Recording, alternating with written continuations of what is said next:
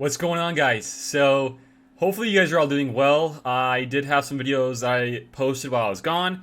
And while I was gone, I missed the Finalizer, and I also, what else did I miss? Maybe that was just it. Oh, the content update. That's what I missed as well. So those two things I missed, and the Q&A as well. So I don't know if out of those three things, if I'm going to cover all of them, but the one I wanted to go over today, and maybe you guys can let me know down below if you guys wanted me to cover, the Q&A or the content update. I don't think it's that worth, mentioning or going over, making a vid about. But this one is, the Finalizer is 100% worth going over, so this should be live on a Sunday. I just want to go over some of the key details onto why I think this ship is destined for greatness. So first things first, so this is the Finalizer. It is captained by Hux. And this ship is, I think, one of the fastest ships. We'll get into it, why it is the fastest, in a little bit. So one thing I want to mention before we get into it off the bat, I want to give a big shout out to Gridan. He's another YouTuber. He is awesome. He's a good friend of mine. And also rockzor. Those two guys are going to show you some footage for today. You can see here in the bottom right, I don't have him unlocked. I still need the shuttle getting him maxed, and then I could have get him unlocked and do some tests myself. So today we're going to just use Gridan's and also rockzor's footage. So thank you guys a lot. I appreciate it. And one other thing I want to mention is, like, comparing this ship to the Resistance for the Radis. This ship and this whole fleet is all built together, I feel. And there's a lot more pieces to it. As for the Resistance and the Radis, we only have 3 Resistance ships. I think we will be getting a new one, another 4th, to kind of round that whole thing together, because it is kind of lackluster at the moment. Even though I do have one maxed out, I have all the pilots, gear 12 plus. Still not doing that hot versus Negotiators. It can beat Malevolences, so I don't know. I'm kind of the only reason I really went for that ship is for I think and I hope so that it's needed for this new Ray. So that's the only reason I went for it. But today is about the Finalizer and Hux. So a couple things I want to get into with Hux. And why I think he's just so good is for this right here. It's for this right here, guys. His unique for his crew. It's so sexy. It is so sexy. I didn't do a kit reveal, talking about this. So this is going to be a bit of that, but also how this kind of works versus maxed out Negotiators. Guys, look at this. At the start of battle, the Finalizer gains 15 speed for each other active first order ally until the end of its first turn. So, yeah, that's only for the first turn, but that's the first turn. That's the most important part, I feel like. After that, it's gone. But having that is so crucial. There's even another thing with the reinforcement. I think maybe it's down here. There it is, right here. Also, why I don't think that's that big of a downfall after the first turn is because every reinforcement that comes after will give out the Finalizer 30% turn meter, which is crucial, I think. That's very hot. So coming back up here to the big, juicy stuff, you get 15 speed. You will go before any ship in the game, unless it's another mirror match for the Finalizer. So that is extremely great. Because partnering that with the Silencer, those are going to be 2 of the fastest ships in the game. The other one that's, I think, maybe the fastest or close to the fastest is Poe's X-Wing. If I'm not mistaken, I'm pretty sure it goes Poe's X-Wing for being the fastest, and then either a TIE Fighter pilot or the Silencer. So those 3 are like the big 3 for fast ships in the game. So reading on, also, all first order allies, or allies active at the start of battle, have 50% more max HP, which is huge. So, I mean, that's pretty awesome. But another big thing here, not only is he going to be going first, but he has this built-in that gives all the first order allies, or what does it say actually? Yeah, all first order allies, not only that max HP, the 50% extra max HP, but he also procs and activates their reinforcement as soon as the battle starts, which is insane. I don't know if you guys understand how insane that is. I mean, we'll go over, later down the line, like, why that's so big with other stuff, but that's just really big. Getting the afterburner on the Silencer and other such stuff, on the team is huge. So that's pretty huge. And also, they recover 25% HP whenever they critically hit an enemy. And if they defeat an enemy or a hunted enemy, they gain 25% critical damage stacking until the end of battle. And we just read the reinforcements, so that's awesome. The second thing I want to go over before we get into some battles is this Extinguish Hope ultimate ability, or really rather just a special. it kind of feels like an ultimate ability because of how good it is. It's very close to being one, but it's actually rather just a special. There really isn't an ultimate in this kit at all. So this is great. Hunted, pretty much, if you want to just see what Hunted actually is, it's an awesome debuff. It's like I would say almost a better version of Daze. The only thing is that you can't stop the counterattacks, but with this, guess what? They deal less damage if they're attacking on turn, which is almost, I would say, just as good as a Daze. But yeah, it's like a mini Daze. Or maybe even better, because they can't gain bonus TM, and they deal less damage when they're attacking on a turn. So on top of that, what else you get here is they lose 35% turn meter, and the target enemy rather becomes hunted until they are defeated. So it's a locked buff, or locked debuff rather. You cannot get rid of it unless you die or you win. So in this case, you're in offense, it's until they die. And then also it deals physical damage. So here's the juicy part. In today's footage with Gridans, he did not have a maxed out capital ship, so he does not have the offense partnered up with this. For this to get offense up, you need to have it all maxed out. So I think it's like level, yeah, you can see right here, level 85 and 7-star. You can only get that if you have that. If you're like Gridan in today's tests, he does not have that. So we only get the defense penetration, which is still great, but that does not allow you to really one-shot, like Millennium Falcons, maybe even Anakins. You can't have that without the offense up. So that's huge. These two things here, Extinguish Hope special, and also his unique are the two biggest things here. So I'm not even going to worry about these things. They're not even that crazy.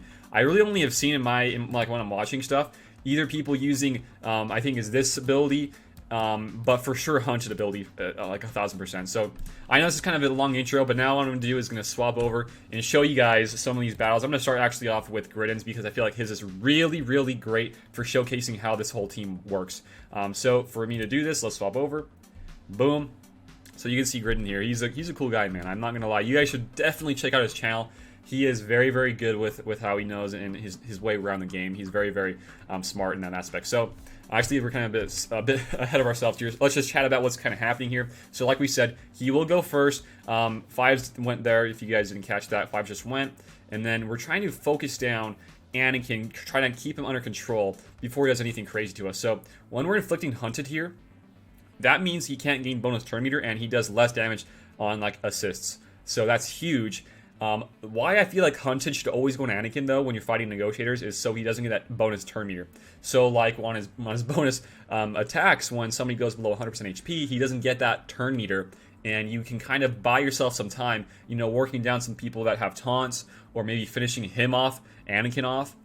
It's so crucial. So I think in this test, in a couple of these with Gridan, he had, I think, a Relic 6 Kylo Ren Unmasked with his silencer. And I get that's a pretty big investment, but for somebody who has, I think, a Gear 12 3-star, maybe 4-star Hux with a 4-star capital ship for the Finalizer, and your biggest relic is on the most important person in this lineup, which is Silencer, and you're beating these maxed out teams, that is extreme high-end value. Right there, you just saw we did 100k no crit versus Anakin. He's gone.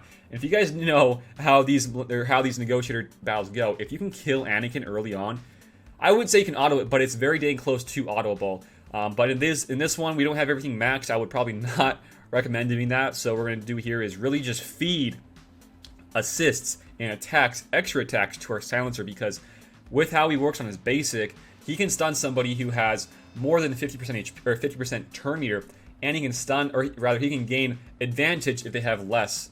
And boom! You guys see that 322k crit. And this isn't even the craziest damage I've seen. He doesn't have offense up, and he did kill the hunted enemy, which gains, I think, extra crit damage. But he's not maxed out. He's still missing one relic level, and he doesn't have offense up. Imagine if he had offense up there. That's, I think, almost double damage, maybe 50% damage or something like that. I mean, the damage is there. It's gonna pretty much one shot. I'm not saying it's gonna not one shot, but I'm saying it is. I mean, it's insane damage. So what he does here now, after Anakin and some of the big guys are out, he's just one shotting everybody. I honestly probably would have just done that on boss. He's gonna die anyways to it, but who the heck cares? So he did in this one, when you only have a 4-star capital ship, you only have 2 reinforcement slots. Out of this, and what I've been seeing with people testing, and what I feel like is the best lineup for this team, holy cow, 150k. You guys see Gridan's face? It's awesome. He loves it. Dude, I'm loving it, man. I love this fleet. But what I want to try to get out here is with Houndstooth. You guys might be thinking, oh, you need Houndstooth here.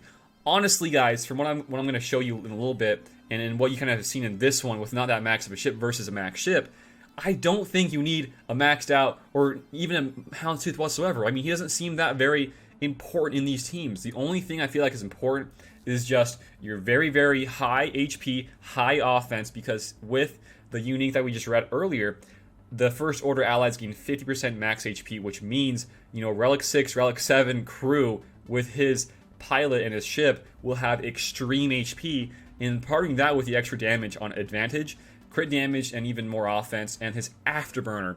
The damage is insane. Pretty much, I would say, Silencer fuels this team, and how this all kind of functions is with people supporting him and dealing massive amounts of damage to enemies, one-shotting them basically. The thing, though, why this makes it a little bit tougher versus Negotiators is because of the unending loyalty buff, which means it's a little bit tougher to kill them. You can't, like, just one-shot them because they're kind of, you know, protected by, like, the mini savior in a way, by unending loyalty. But besides that, like, if you see, like, you know, a reinforcement with Sarge, or you see a Houndstooth, you get, like, advantage there. You get some crit damage or whatever, the afterburner as well on your Silencer. It's going to one-shot them, man. And it's just insane to see. I mean, this whole fleet is kind of blowing me away, man. I'm kind of baffled for a minute almost. The offense capabilities of this entire fleet is off the charts insane. And I would say if you guys wanted to, I would really just only build your Silencer, your crew, getting your Kylo Ren unmasked, you know, Relic 3, 4, or 5, or whatever you want to do there. And then I would try to get, you know, Gear 12 on these other capital ship, or these other ships, not capital ship, you know, like the shuttle and also the special forces.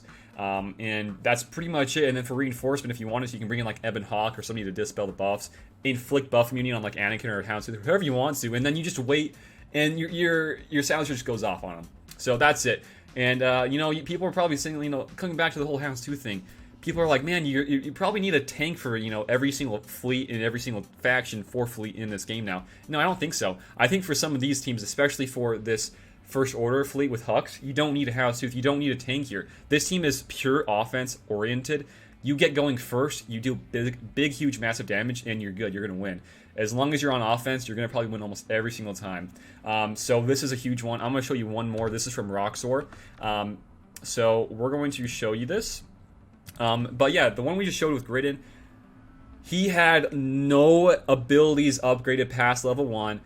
His capital ship for Hux, the Finalizer, was only level 62. Nothing was really max or touch whatsoever. It was just coming down to, you know, the extra advantage, the extra assists on the other guys, and supporting crew. And that's really what it's all about, guys. So, next one is with rockzor. Rockzor is using the exact same lineup that we were just shown from Gridan. And I would say this is probably the most optimized lineup out there for this fleet. Having the shuttle here, having Special Forces TIE Fighter pilot here, and also Silencer here makes it for the best 3 people you could possibly even toss in for this team. So you can see here that he actually went and used Hunted onto Houndstooth, which I probably would avoid doing. You really don't want to give Anakin any extra bonus turns. I mean, that's really a big thing. I think it's like okay to, you know, let Houndstooth get that extra turn meter whenever, you know, an ally is getting hit, because at the end of the day, your Silencer will getting so much extra offense from, you know, target locked enemies, getting the boosted offense, you know, stuff like that, to the point where it's okay if Houndstooth gets a taunt up or whatever, man. Your Silencer is going to come and do like 200, 300k plus crits and just one-shot him. So I probably would have used Hunted there on Anakin every single time.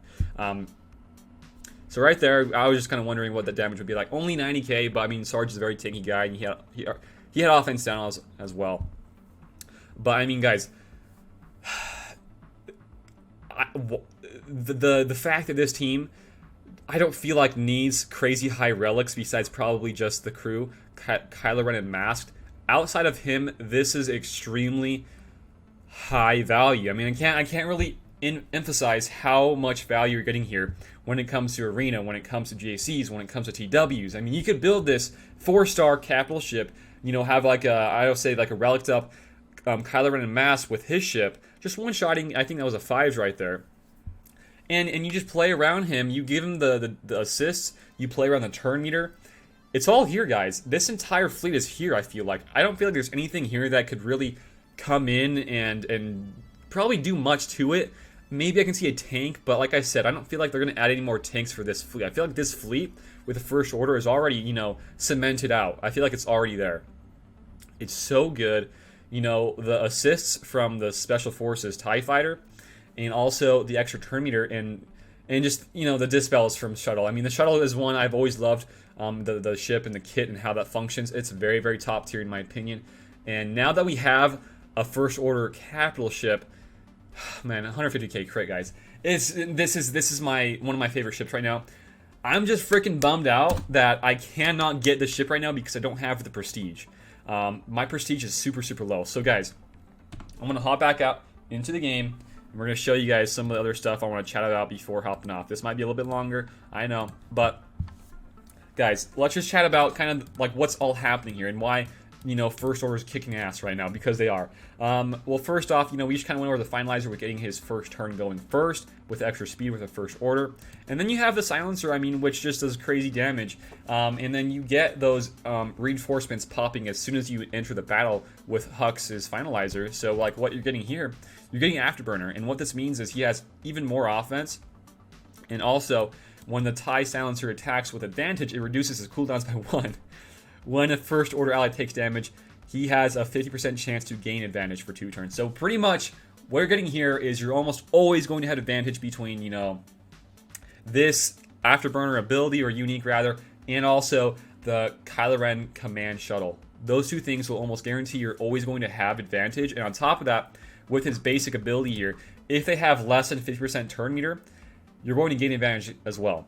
So I would say you're almost going to always have advantage here, doing crazy amounts of damage.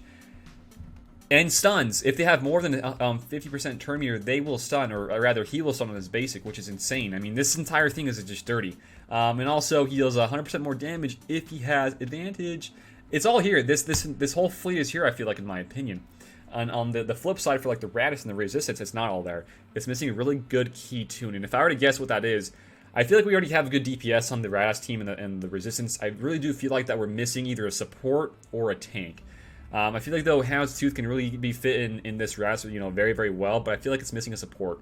That's my thought on it. But, you know, what else you're getting here with crew? You're getting even more stacking turn meter, or rather, more 10% turn meter, and also 15% stacking offense. That's what it is. At the end of the, or until the end of the encounter, every time he hits a target-like enemy, or whenever he is damaged. Guys, it's insane. It really is. I've seen people hitting for like 600k crits. It's crazy. It's insane. So Silencer is for sure the MVP here. I mean, if you think about it, you know, this is the MVP for the First Order. Ray's Falcon is the MVP for the Radis. Anakin's ETA is for the Negotiator, and then you have, I would say, probably, you know, Hyena or the Vulture Droid for the Malevolence. So going on here for the Resistance, or for First Order rather, you have the Shuttle. The Shuttle is like one of the most underrated ships. Before this Finalizer is now in the game, but now it's probably one that I would really, really start farming. I really would. So this is what you're getting here. You're getting actually more speed while it has protection, and it has a 100% counter chance if it does not have protection. So it's awesome. And then whenever another First Order ally takes damage, he gets 15% turn meter, and all of his cooldowns are reduced by 1. You guys know how insane that is? That's really, really crazy. That's really insane. Because you can kind of almost always spam your abilities, and the abilities you know ranges from a Dispel with removing turn meter and inflicting ability block. Can't be evaded or resisted. And then you have this one, which gives target ally, you know, loses turn meter, but then they give everybody turn meter. Insane. And then also you get a full 100% turn meter with this, and it's all on a cooldown of 4. I mean, you could just pretty much always have something with turn meter involved every single ability. And then if you somehow don't, you know, get hit and you don't get a reduction of the cooldowns, well, you have a basic that gives you protection up, which, you know, ensures that you get speed, which can get you even more turns going, which is insane. And also his reinforcement here, it removes 20% turn meter from the enemy ships, but I don't think that's, you know, too important. Maybe it does happen. I haven't checked actually if that does happen. I'm sure it does actually, because that's a reinforcement. So, and also you get 20% turn meter whenever an enemy reinforces. So a lot of turn meter here, man. This ship here is like what I feel like you need for the Resistance. I mean, we get like something like this for the Resistance, and boom, we're good. So that's this ship. It's insane. The next one I feel like is the most important, and we already know and we saw, is this Special Forces TIE Fighter. So reinforcement, let's check it out first. He has, or rather, all allies gain a 40% more potency, doubled for first order. So that's news. I did not know they get even more doubled potency. So 80% potency, which means it's even going to be easier to land those stuns. Guys, I mean, holy cow.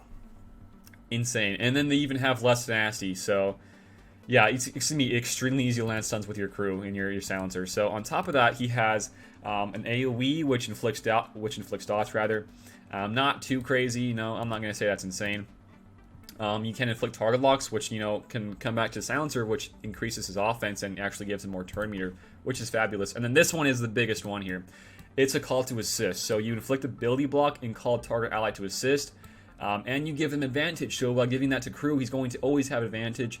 And then on target lock, you know, you gain even more turn meter. So I mean, guys, this is all here. I don't really feel like you need this ship whatsoever. This is a very, very wasted ship in my opinion. It's just kind of outdated. It's really old. It's not very good at all. So I really just use, you know, these three, the first order type, or the special forces TIE fighter, the shuttle, and then silencer with Hux. And maybe tossing in, you know, some other reinforcements, you know, maybe if you want to run Houndstooth, that's cool, but I don't really feel like you need that. And then, you know, reinforcements like Lando, or who else you want to toss in, like the Evan Hawke, whatever it may be, man. But the whole thing is here, guys. I mean, I can't really explain any more than that. I mean, this entire fleet is here. It's disgustingly great. And I hope that we get some stuff like here for the Radis here soon, like another ship to top it all off. But that's it, guys, for today. Another big shout out to Gridan and also to rockzor for those two battles. Thank you guys, and I would really, really highly recommend going and checking out Gridan's channel. I mean, he's a great dude. I mean, go support him, guys. Go sub to him. You know, go like all of his stuff. That'd be awesome.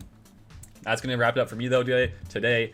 Showing, you know, a very, very low gear, low star Finalizer versus, you know, some top tier negotiators in his fleet shard. Guys, it's legit.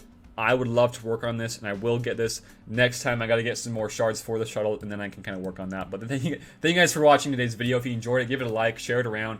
If you guys are new here to the channel, feel free to sub, because in turn, we are kind of working on hitting our 8K sub goal. And once we do hit that, we will get another Hyperdrive bundle giveaway going. So make sure if you guys are new here or not new here to share it around and sub. It's going to be awesome.